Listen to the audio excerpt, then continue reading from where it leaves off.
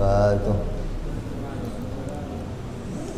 الفاتحة إلى روح سيدنا وحبيبنا وشفيعنا رسول الله سيدنا محمد بن عبد الله صلى الله عليه وعلى آله وصحبه وأزواجه وذريته أن الله يعلي درجاتهم في الجنة وينفعون بأسرارهم وأنوارهم وعلومهم ونفحاتهم وبركاتهم في الدين والدنيا والآخرة ويجعلنا من حسبهم ويرزقنا محبتهم ويتوفانا على ملتهم ويحشرنا في زمرتهم بالعافية والسلامة.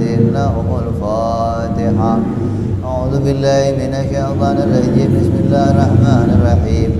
الحمد لله رب العالمين الرحمن الرحيم مالك يوم الدين. إياك نعبد وإياك نستعين اهدنا الصراط المستقيم صراط الذين أنعمت عليهم غير المغضوب عليهم ولا الضالين. آمين. بسم الله الرحمن الرحيم. نويت تعلم والتعليم وتذكرا والتذكيرا والنفع والاندفاع والإفادة والاستفادة والحث على التمسك بكتاب الله وسنة رسول الله صلى الله عليه وسلم ودعاء إلى الهدى والدلالة على الخير ابتغاء مرضاته وقربه وثوابه وحسن الخاتمة مع اللطف والعافية وصلاح العاقبة. بسم الله الرحمن الرحيم. الحمد لله رب العالمين وبه نستعين على أمور الدنيا والدين والصلاة والسلام على رسول الله سيدنا وحبيبنا وشفيعنا ومولانا محمد صلى الله عليه وعلى آله وصحبه أجمعين. ما بعد. قال مصنف الكتاب حضرة الشيخ سعيد بن أرمية رحمه الله وغفر له ولوالديه ونفعنا به في الدارين. اللهم افتح قلوبنا فتوح العارفين وبحكمتك وانصر علينا برحمتك يا أرحم الراحمين. إلى أن قال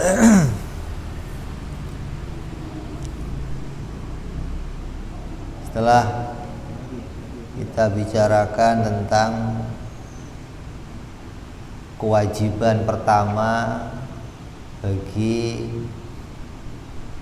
tiap-tiap mukallaf atau orang yang telah akil balik, kewajiban pertamanya adalah mengenal Allah dengan seyakin-yakinnya. Caranya mengenal Allah dengan seyakin-yakinnya bagaimana? Caranya dengan menggunakan dalil. Kita bisa yakin dengan seyakin-yakinnya apabila ada dalil. Kalau pakai katanya orang lain bagaimana? Kalau pakai katanya orang lain maka tidak disebut yakin yang sebenarnya. Maka sebutannya hanya yakin-yakinan, bukan yakin beneran. Artinya dipegang kuat, tapi ketika dituduhkan, ditunjukkan pada kenyataan, maka dia nggak ngerti yang sebenarnya. Ketika ada kegoncangan, ada perkara yang masuk ke dalam hatinya yang mengarah kepada keraguan-raguan, dia tidak bisa menolak setiap keraguan yang masuk ke dalam hati. Kenapa? Karena tidak ada dalil yang menguatkan. Adanya apa? Adanya ngotot. Adanya apa? Ngotot. Kayak orang-orang Arab diajak oleh Nabi masuk agama Islam. Nabi katakan ini patung-patung bukan Tuhan. Tuhan yang sebenarnya adalah Allah Zat yang Esa. Tapi apa jawabannya? Ngotot. Ngotot itu maknanya ini ngadu lengan maksudnya. Artinya kata orang tua saya begini, saya nggak akan minggir lagi pada pendapat yang lain. Ini ngotot itu nggak ngerti bener. Jadi semua orang itu bisa ngotot, tapi yang dituntut bukan ngotot, bukan, tapi yakin dengan seyakin. Lah gimana? Dengan dalil. Jadi selama belum pakai dalil, maka tidak disebut yakin seyakin yakinnya. Walaupun kamu ngotot, artinya ngomong apa? Walaupun saya dibunuh, suruh pindah dari agama ini, saya nggak akan pindah. Tetap saya akan bertahan dalam agama ini. Itu namanya ngotot. Ketika alasannya karena agama ini saya peluk kata orang tua, bukan dengan bukan dengan sebuah kebenaran. Maka apa-apa yang masih mengambil pendapat orang lain kemudian diyakini tanpa membuktikan, tanpa berpikir, tanpa tahu kebenarannya, maka itu namanya ngotot. Nah, orang yang seperti ini menolak nikmat terbesar yang diberikan oleh Allah. Kan Allah katakan, siapa yang bersyukur atas nikmatku, maka akan aku tambah. Dan siapa yang tidak bersyukur, maka azabku amat pedih. Lah, nikmat apa yang terbesar yang Allah berikan? Akal. Barangnya itu akal. Ketika kita nggak mensyukuri artinya apa? Nggak menggunakannya. Kalau digunakan jadinya iman, gitu loh. Jadi hasilnya dapat iman itu karena mensyukuri nikmat akal. Gara-gara kamu diberi oleh akal Allah kamu syukuri, atau disyukuri bagaimana? Akalnya dimanfaatkan sebaik-baik. Maka akan hasilnya apa? Iman kepada Allah.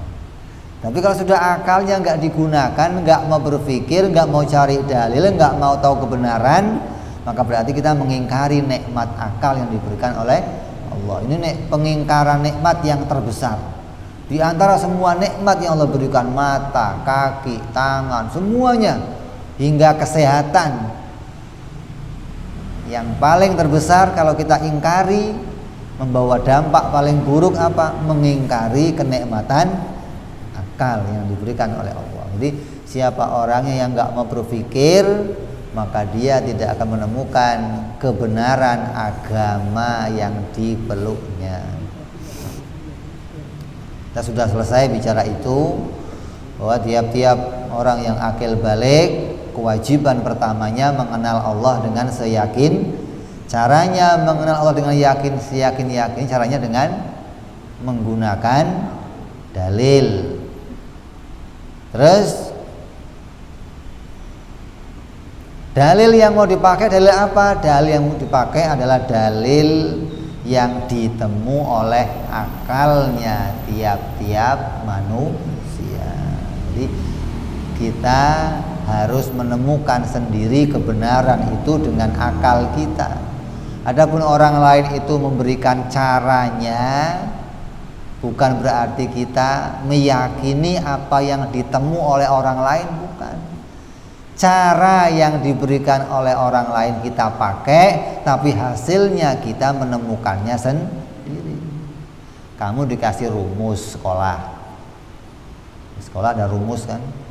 Belajar matematika ada rumusnya, kimia pakai rumus, fisika ya ada rumus. Rumus itu kan dikarang. Nah, kalau kamu pakai rumus ini, maka kamu akan menemukan sebuah jawaban. Lah, jawaban itu harus kamu temu sendiri dengan rumus yang sama, begitu loh. Rumusnya boleh sama, tapi jawabannya harus nemu sendiri. Nggak boleh, udahlah yang penting kamu yang mikir, saya yang make. Ya nggak bisa, sama aja saya yang makan, kamu mau ikut kenyang. Ya nggak bisa, enak bener kayaknya. Nanti warung nggak laku. Udah lu aja yang makan, saya numpang kenyangnya, bisa? Ngirit dong kalau begitu. Kamu yang sekolah, saya numpang pinternya, enak bener. Kamu yang mikir, saya numpang yakinnya. Ya nggak bisa.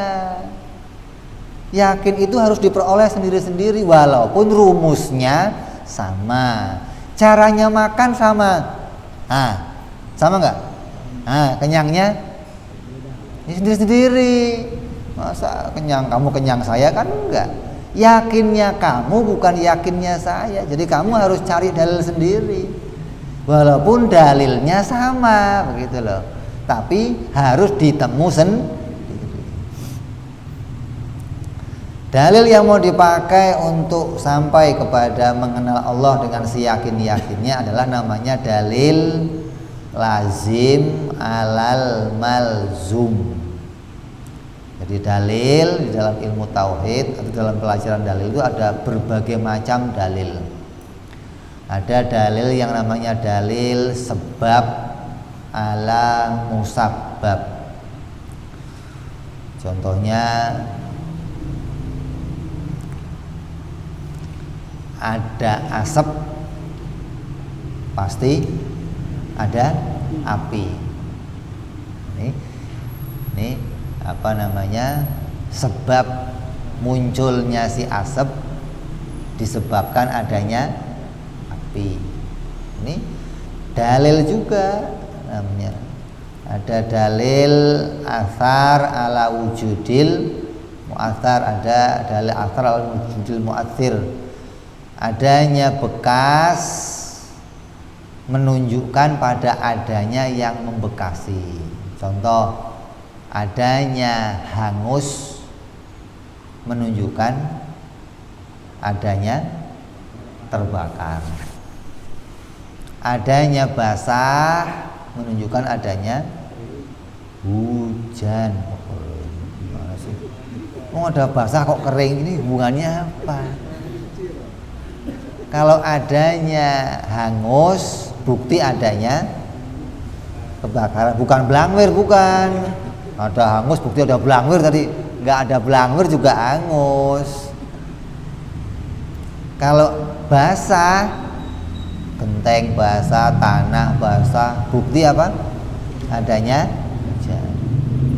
Ini bukti ini namanya bukti untuk membuktikan adanya Tuhan. Tuhan itu ada nggak? Ada. Apa buktinya? Langit, bumi. Nah, ini langit bumi ini jadi bukti yang namanya bukti apa? Bukti adanya sebab menunjukkan adanya musabab, atau jadi bukti adanya bekas menunjukkan adanya yang memberi bekas. Langit bumi ini kan bekas atau athar, atau kalau dalam bahasa Jawa itu ngomongnya labet. Dalam bahasa sini disebut namanya bekas. Setiap ada bekas atau tanda itu menunjukkan adanya yang memberi bekas. Kamu keluar kota. Waktu kamu lewat jalan itu, di jalan itu belum terbangun masjid. Begitu kamu pulang, di jalan itu sudah terbangun masjid. Ketika kamu lihat masjid, kamu mesti nanya, yang bangun siapa? Kenapa? Ada bekasnya. Wong tadinya nggak ada masjid, tahu-tahu ada. Berarti masjid ini sebuah bekas, bekas dari kerjanya seseorang. Kalau ngomong, oh ini masjid ini nggak dikerjain, terjadi dengan sendirinya, gimana? Mungkin nggak? Berarti masjid ini apa? Bekas kerjanya seseorang. Yang ngerjain siapa? Ya mesti ada. Langit bumi ini juga bekas. Langit bumi ini tadinya nggak ada, sekarang ada. Jangan kamu pikir, tapi kan waktu saya lahir udah ada, Beb. Di langit bumi ini waktu saya lahir udah ada. Jadi memang aslinya langit bumi ini memang sudah ada. Ini orang yang akalnya nggak bisa berpikir kalau langit bumi ini adalah barang yang baru. Baru itu apa? Dulunya nggak ada, jadi ada. Bukan yang keluar dari toko, bukan. Rumah taunya baru dari toko doang. Baru itu semua barang yang tadinya nggak ada terus jadi, itu namanya barang baru. Ya, langit baru, meja ini baru, mic, istri kamu. Jangan ngomong tapi saya sekarang punya istri baru, jangan, bisa rame di rumah. Jadi baru itu nggak cerita dulu, nggak cerita sekarang. Apapun yang tadinya nggak ada terus jadi disebut baru. Langit kan dari dulu sudah ada, artinya kita lahir dia sudah ada, tapi tetap langit itu pernah mengalami tiada terus jadi ada. Matahari dulunya nggak ada terus jadi namanya barang baru. Kalau baju kamu baru, jadi jangan pernah beli baju lagi. Kenapa? Saya masih punya baju baru. Jadi ngapain lo beli baju lagi? Nah, barang yang saya pakai juga baju baru. Nasi yang sudah 3 hari nasi baru basi, itu baru juga. Emang nggak baru? Semua yang tadinya nggak ada jadi ada, namanya baru. Walaupun baru, berarti baru juga kan? Kan baru, tadinya nggak sakit. Semua yang tadinya nggak ada jadi ada disebut. Yang nggak baru cuman Allah. Karena Allah disebut apa? Qadim atau Qidam.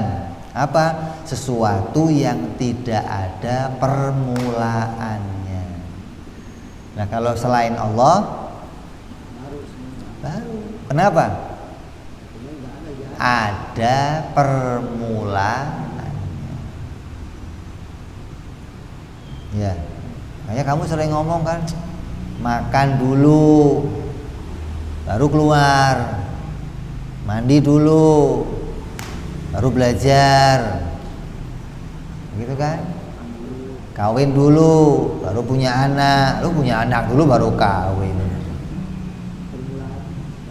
Pasti ada permulaannya. Nah, yang nggak punya permulaan hanya Allah. Jadi kita menemukan adanya Allah dari mana asalnya? Karena menemukan diri kita ini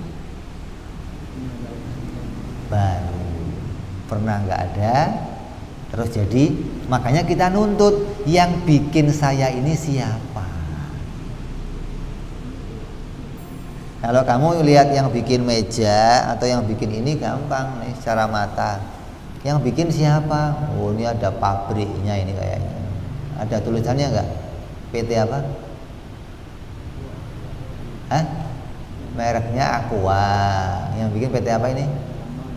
Danone. Kan? Nah, kamu namanya manusia, yang bikin ada stempelnya di pantat ada. Pakai stempel nggak? Lah itu gara-gara nggak pakai stempel itu kita keder nih, yang bikin siapa? Kalau ada stempel PT-nya gampang, Danone. Ya, ini apa ini? Toa, namanya Mik. Ini ada stempel yang bikinnya Toa. Oh, PT Toa berarti. Lah kamu yang bikin siapa? Kok tahu? Kok tahu yang bikin kamu siapa? Tak mana stempelnya, mana ada? Ini yang nggak ada. Makanya ketika nggak ada stempelnya, orang jadi beda-beda. Kata si Anu, oh yang bikin si Anu. Kata kelompok ini, oh bukan yang bikin si Anu. Kata kelompok ini, oh bukan yang bikin si Anu. Lah terus yang benar yang mana? Masing-masing ngaku bener lah. Kita mau cari bukti sekarang. Yang bikin saya itu yang benar siapa? Dan buktinya apa kalau dia itu benar-benar yang bikin? Jangan katanya jangan, tapi mau bukti bahwa yang bikin benar-benar dia. Nah, pakainya dalil apa? Pakainya dalil namanya dalil lazim alal malzum. Dalil yang tidak pernah terpisahkan dari dirinya sesuatu dalil yang tidak pernah terpisah dari dirinya pencipta. Kalau masih bisa terpisah, maka itu nggak bisa dipakai dalil. Yang bisa dipakai dalil sesuatu yang tidak terpisah, namanya dalil lazim alal malzum. Contoh.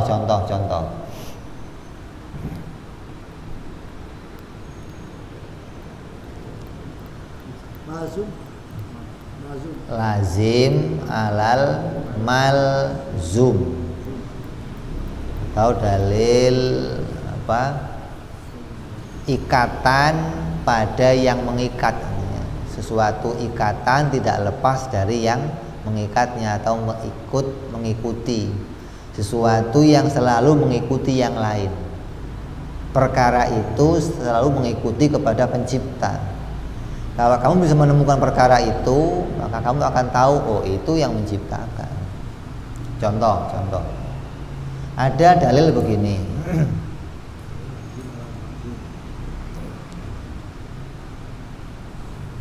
Kamu nyari Pak Ustadz. Saya mau nyari Pak Muri di mana ya? Oh, Pak Muri lagi di masjid. Taunya bagaimana kamu? Itu ada Vespanya, ada motornya. Ya, ini bukti kan? Oh, Pak Muri di masjid. Nah, motor itu bukan bukti yang berkaitan dengan Pak Muri. Karena motor itu bisa dipinjam sama yang lain. Pak Murinya lagi keluar kota, motor dipinjam sama anaknya, dipinjam sama kawannya, dipakai ke masjid. Ketika kamu lihat motor itu, Pak Muri ada nih. Udah lihat orangnya? Belum mesti. Karena dalil yang digunakan bukan dalil yang lazim namanya. Bukan yang selalu mengikuti Pak Muri lah. Yang mau kita pakai untuk dalil yang meyakinkan harus dalil yang selalu nempel, mengikat. Apa? Iya, dalil yang selalu nempel itu dalilnya bentuknya apa? Dalilnya bentuknya harus sifat yang ada pada dirinya Pak Muri. Dalil sifat itulah yang nggak pernah terpisah. Nggak pernah terpisah dari dirinya seseorang. Kayak contohnya, kamu mau tahu di sini ada kambing. Kamu kok tahu? Lah ini ada kotoran kambing.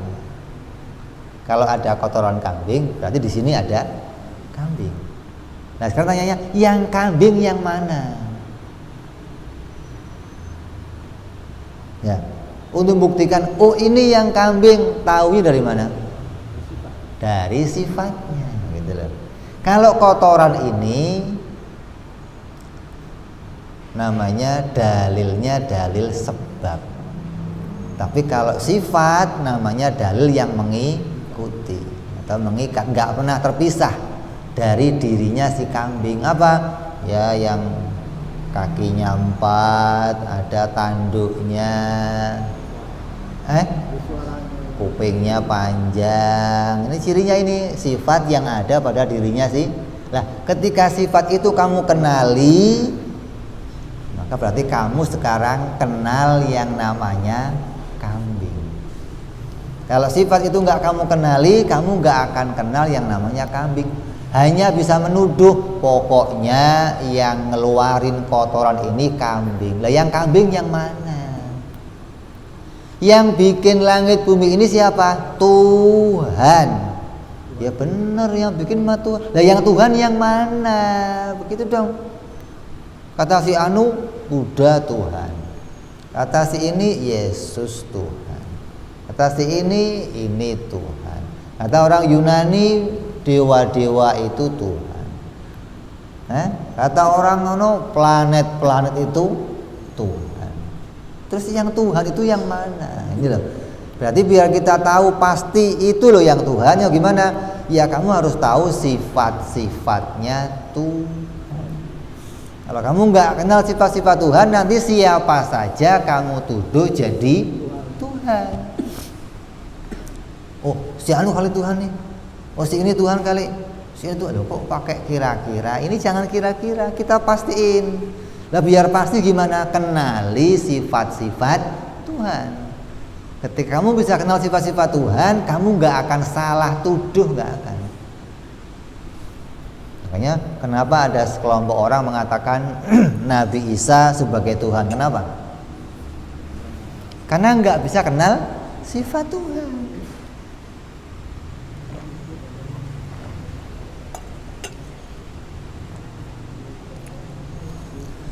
Dia mengenali Nabi Isa sebagai Tuhan cuma dengan satu alasan. Apa? Nabi Isa bisa menghidupkan orang mati. Kata dia, oh dia bisa menghidupin orang mati, mesti dia Tuhan. Nggak ada manusia bisa menghidupin orang mati. Jadi hanya dengan satu alasan itu dianggap Nabi Isa adalah Tuhan. Padahal Nabi Isa-nya ngomong, waktu ngidupin, yang ngidupin bukan saya. Siapa yang ngidupin? Yang ngidupin Allah.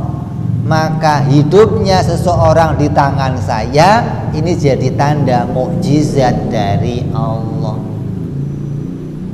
Yang bikin dia hidup adalah Allah. Saya nggak bisa menghidupkan.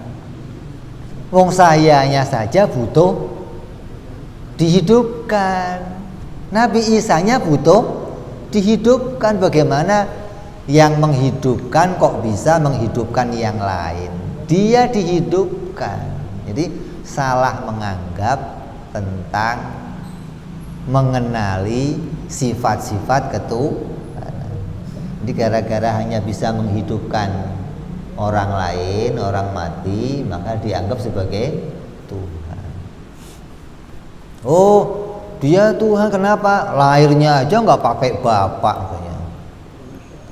Lahirnya nggak pakai bapak. Oh ini mesti luar biasa.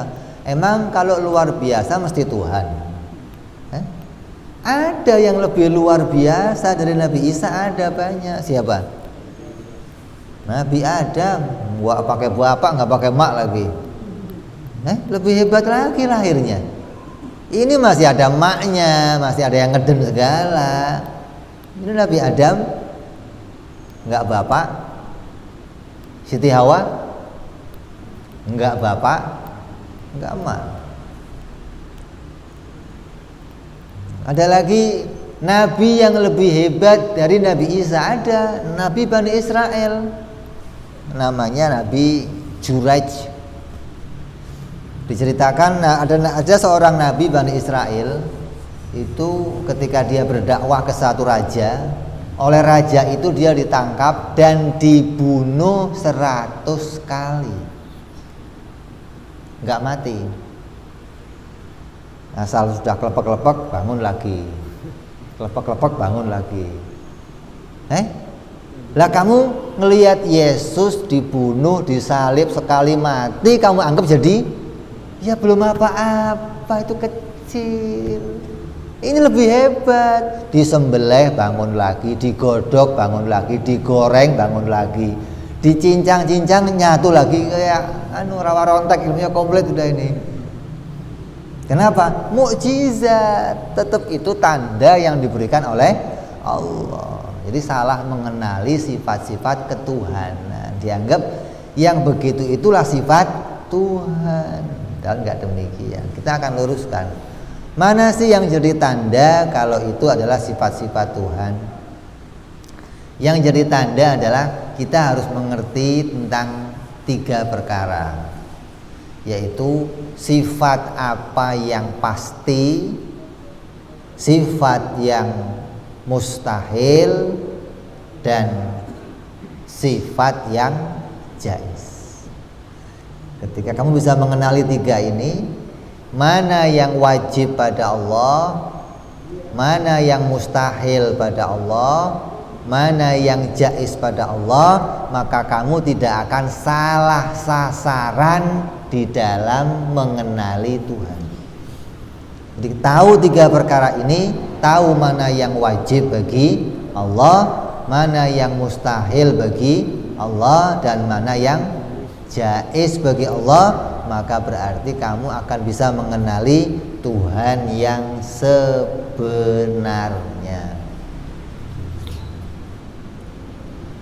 Jadi caranya gimana?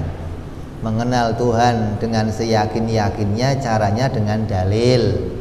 Dalil yang mau dipakai adalah dalil yang lazim. Apa dalil yang lazim? Sifat yang ada pada dirinya Tuhan. Ketika kita bisa mengenali sifat-sifat itu, maka kita tidak akan meleset, tidak akan salah di dalam menuduh, di dalam menyebut seseorang, sesuatu sebagai Tuhan.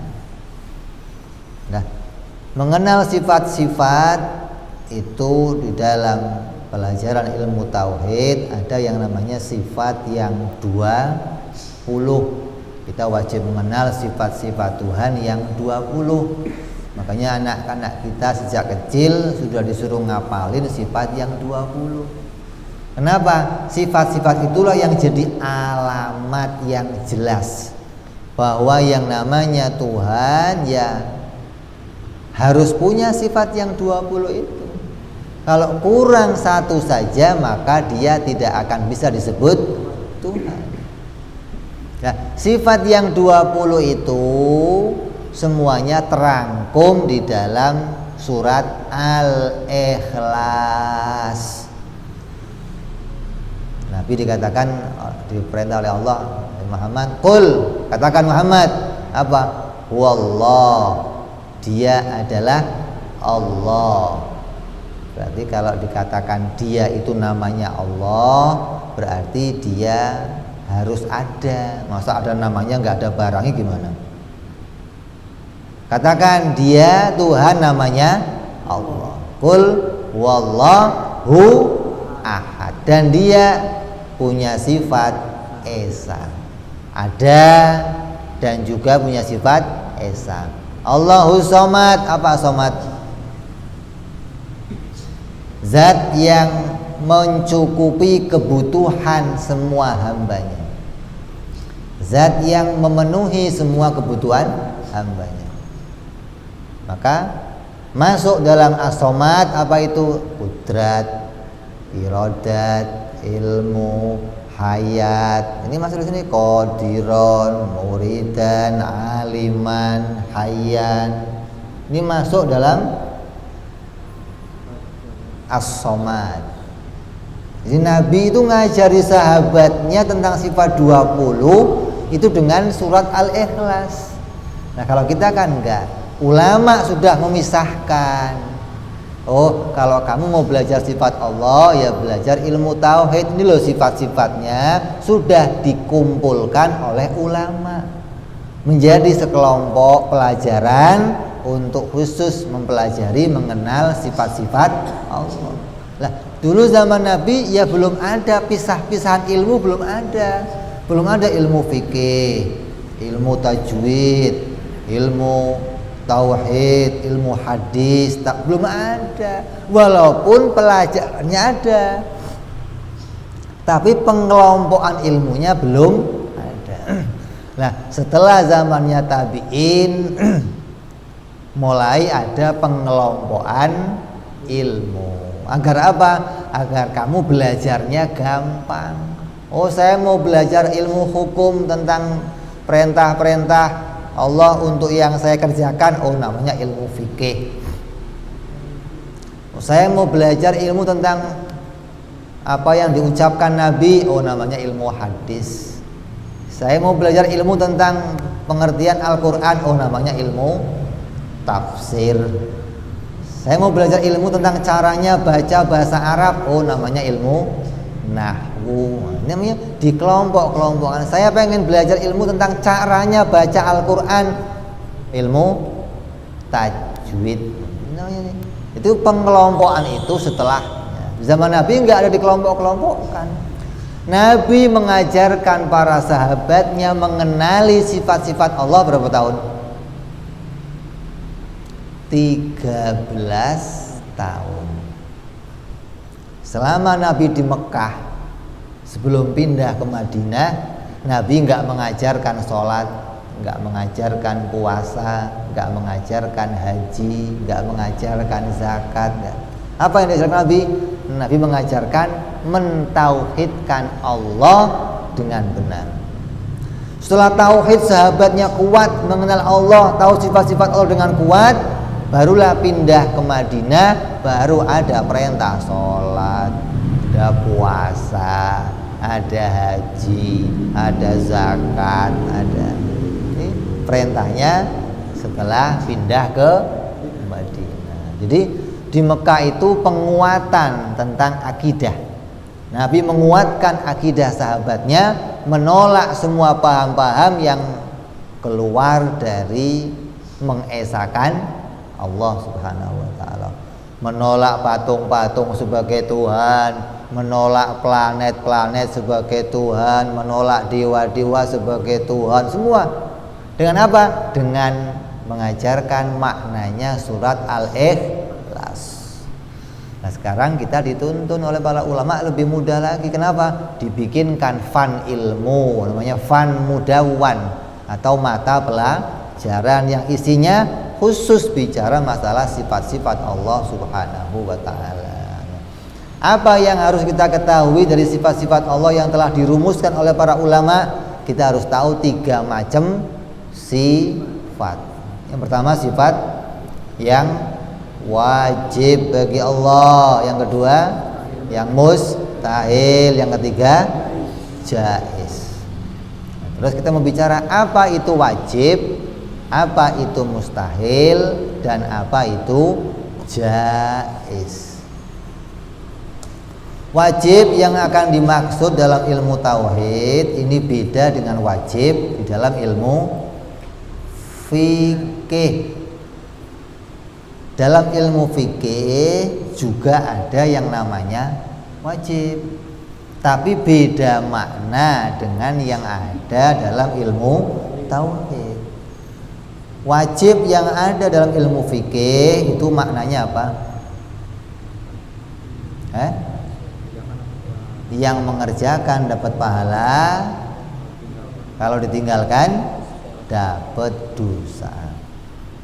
Kenapa kok artinya begitu? Karena kalimatnya, setiap ada kalimat wajib dalam ilmu fikih, kalimatnya mesti begini.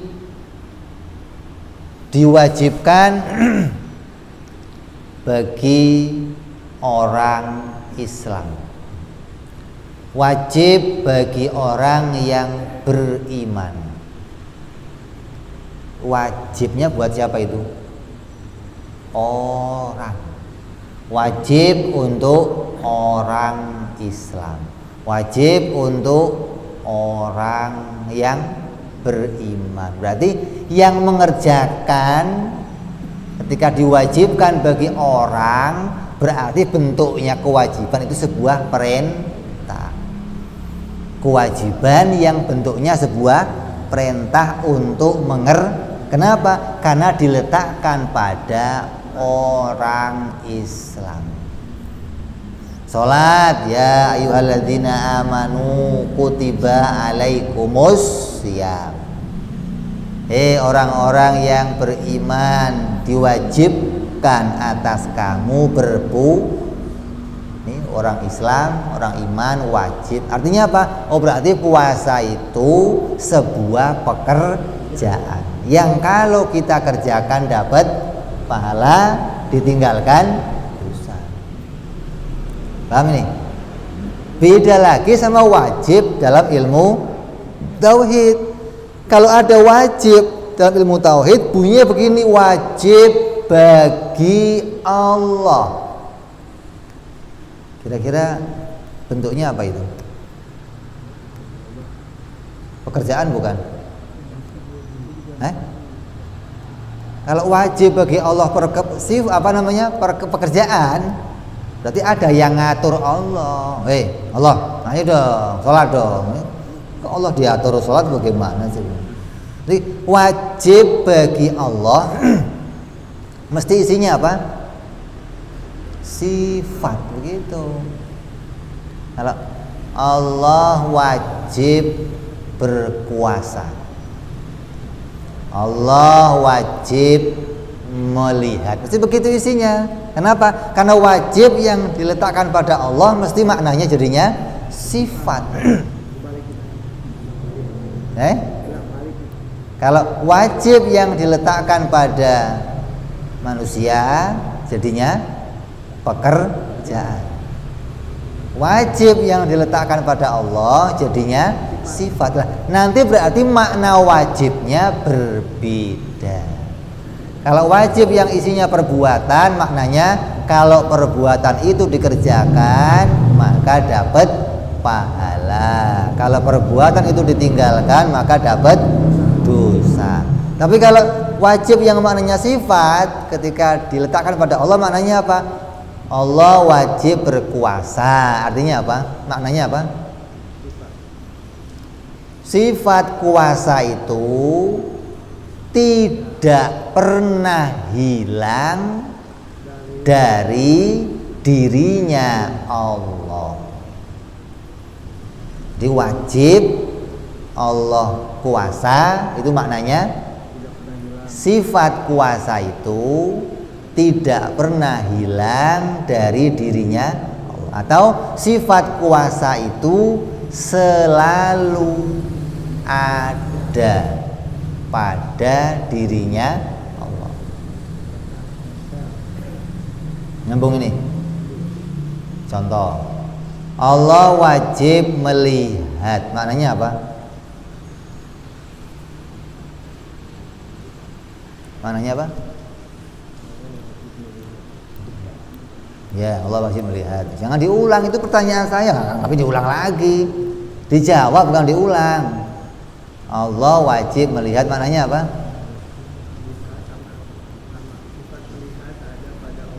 Nah, bukan ada. Sifat melihat tidak pernah hilang dari dirinya Allah. Atau sifat melihat selalu ada pada dirinya Allah. Ya, contoh, Allah wajib ada, artinya apa?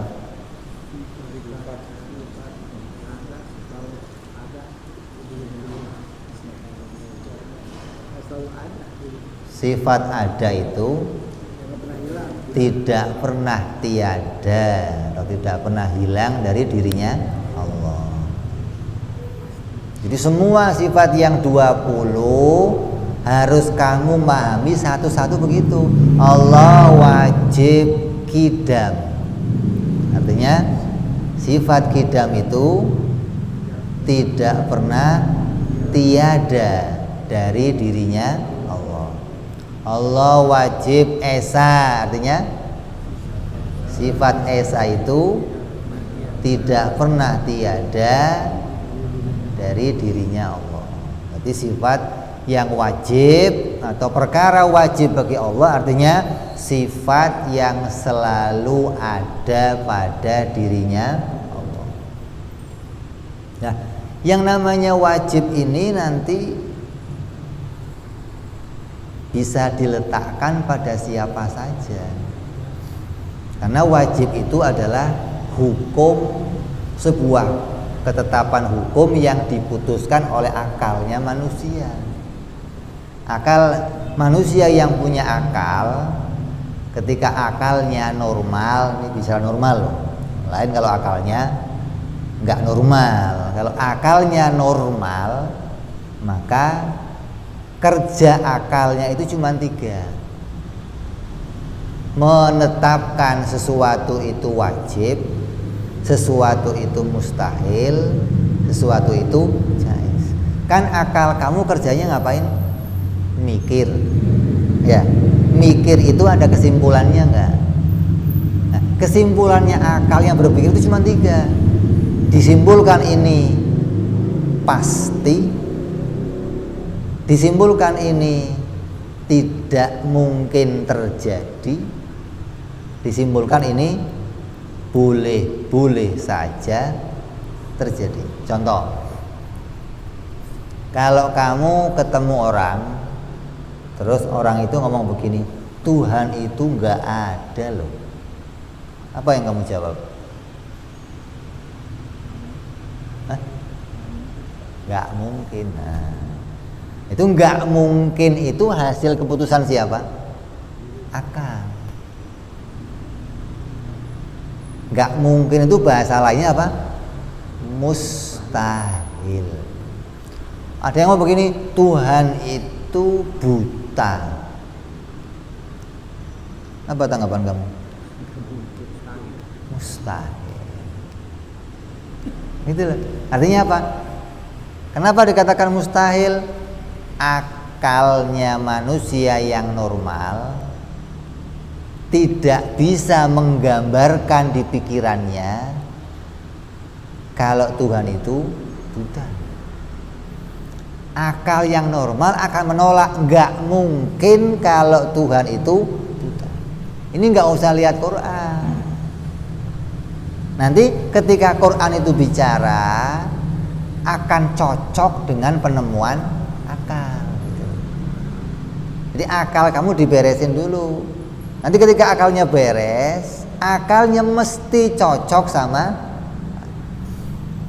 Kalau ada akal kok nggak cocok sama Quran, berarti akalnya soak. Akalnya nggak nur. Itu loh maksudnya. Jadi ini penemuannya akal cocokkan. Terus jaiz. Nah, ini yang mau kita bicarakan itu sekarang, mengenal tentang hukum wajib, mustahil, dan jaiz. Nah, hukum yang 3 ini itu adalah hukum yang ditemukan oleh akal, setiap akalnya manusia. Nanti akan dipakai untuk membuat keputusan mana yang menjadi sifatnya Allah, mana yang jadi sifatnya Nabi, dan mana yang jadi sifatnya makhluk.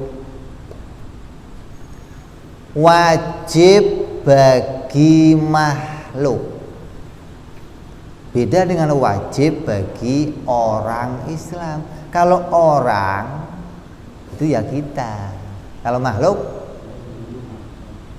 termasuk meja, mic, langit, bumi. Berarti kalau mau bicara makhluk berarti bicaranya sama, sifat. Wajib bagi Nabi berarti bicaranya apa? Sifat. Nabi itu wajib pinter. Artinya apa? Nabi wajib pinter, maknanya apa? Sifat pinter tidak pernah tiada dari dirinya Nabi, begitu. Nabi wajib bener, maknanya apa? Sifat bener tidak pernah tiada dari dirinya Nabi. Sejak nabinya lahir sampai nabinya meninggal, sifat itu tidak akan pernah tiada dari dirinya Nabi. Ini namanya disebut sifat yang wajib. Mustahil kebalikan dari yang wajib. Apa? Sifat yang tidak akan pernah ada pada dirinya. Contoh, bodoh. Nabi bodoh, artinya apa? Maknanya apa? Sifat bodoh tidak akan pernah ada pada dirinya Nabi. Allah mati, maknanya apa? Sifat mati tidak akan pernah ada pada dirinya Allah. Namanya apa? Mustahil. Ini 3 hukum ini harus bisa kita praktekkan, baik pada Allah, baik pada Nabi, ataupun pada makhluk. Saya tanya, yang wajib menjadi sifat makhluk apa?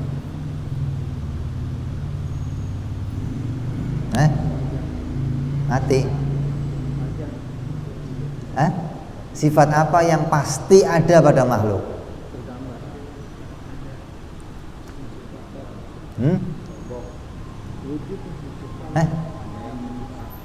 Apa? Ada yang menciptakan, pasti.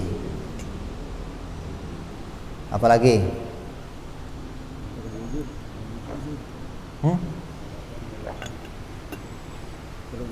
Yang jelas. Tergambar apa? Hidup. Makhluk pasti nggak boleh mati dong. Kan tadi pasti itu. Pasti itu sifat yang nggak pernah bisa hilang dari dirinya seseorang, itu pasti. Lah, yang pasti pada makhluk apa? Ini meja punya akal. Kan makhluk umum, nggak cuma kamu. Bentuknya, Punya bentuk. Angin ada bentuknya? Berarti bukan. Apa yang pasti? Pasti ada permulaannya, betul. Apalagi? Pasti punya tempat. Itu pasti itu. Mau kentut kamu ya punya tempat. Mau ruh kamu ya punya tempat.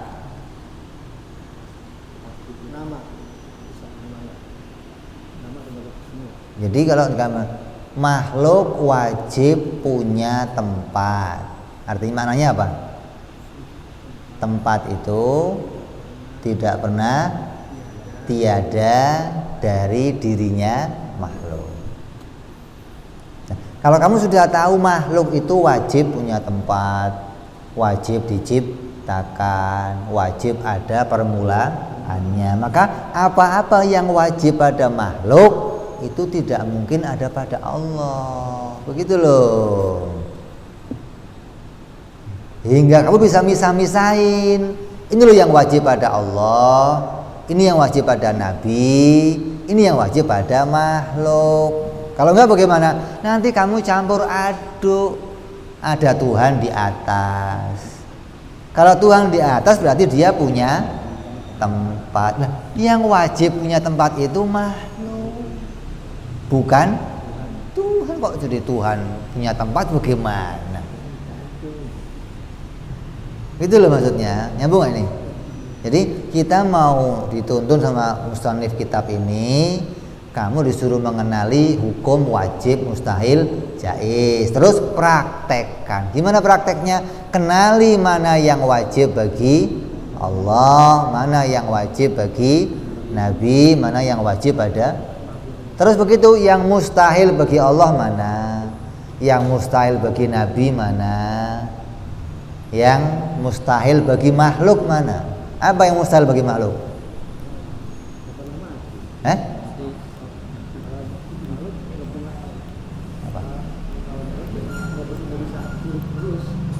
Nggak bisa hidup terus. Di surga kamu hidup terus.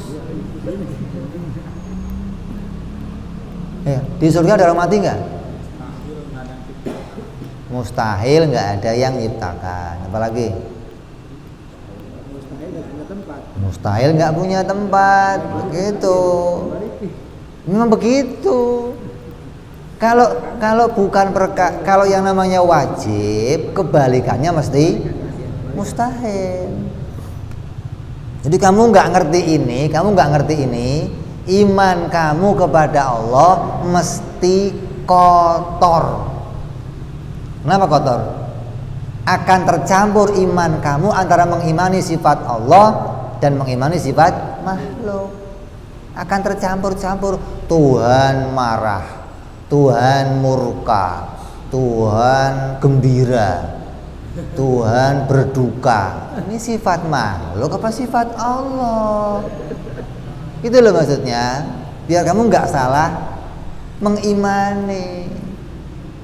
Jadi seyakin-yakinnya itu bukan ngotot, tapi pakai dalil. Dalilnya ini sifat-sifat Allah. Saya nggak ngotot, saya nyembah Allah. Tuhan itu nggak ngotot, nggak. Memang Allah itu Tuhan. Kenapa taunya?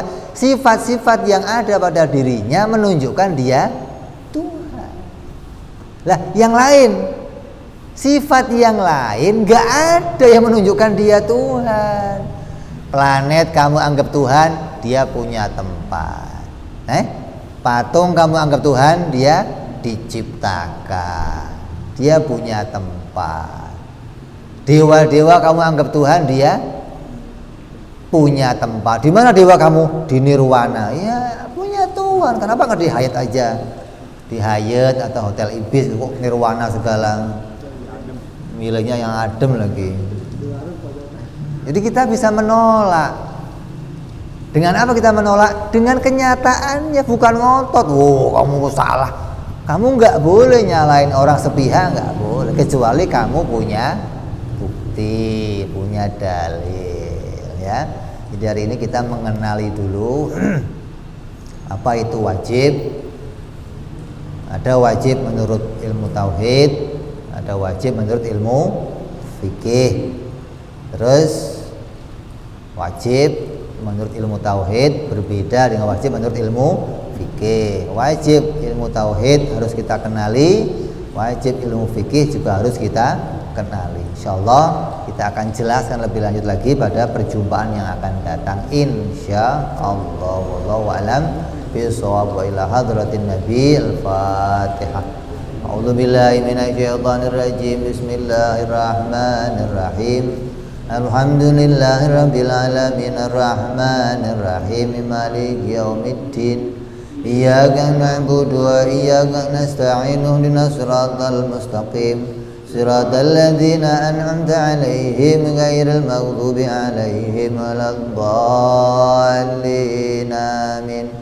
Ya Rabbana tarafna bi anana tarafna wa anana asrafna ala ladha ashrafna fatub alaina tauba taghsil kulli hauba wasdun lana aurati wa amini rawati waghfir li walidina rabbi wa mauludina wal ali wal ihwani wa sairil hilani wa kulli dhi mahabbah au jiratin au suhbah wal muslimina ajma'in rabbi isma fadlan wa judan manna ala biktisabi minna bil mustafa rasuli